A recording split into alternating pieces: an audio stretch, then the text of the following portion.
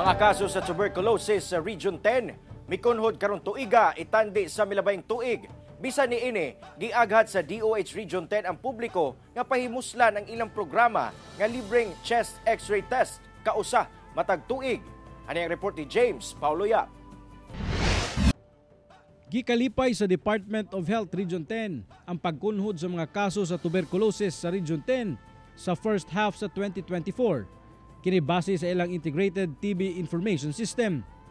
Sukad Enero hangtod Hunyo karon tuiga, nakatala ang DOH og kapin 7,000 ka mga kaso sa TB, mas ubos kon itandi sa 21,000 ka mga kasong natala sa milabay nga tuig. Apan bisan pa man sa pagkunhod sa TB cases sa rehiyon, kipakusgan gihapon sa DOH-10 ang ilang kampanya Batok TB, pinaagi sa pagmontar og libreng mobile x-ray test sa matag barangay nga adunay daghang kaso nga natala. Mycobacterium tuberculosis, pwede na siya mapasa pinaagi sa hangin.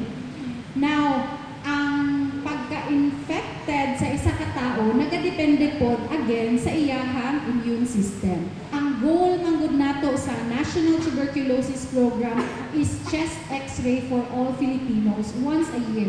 Sumala sa DOH-10, nag-una ang Iligan City sa adunay pinakadaghang natala nga kaso sa TB. Diin dunay 700 cases per 100,000 population.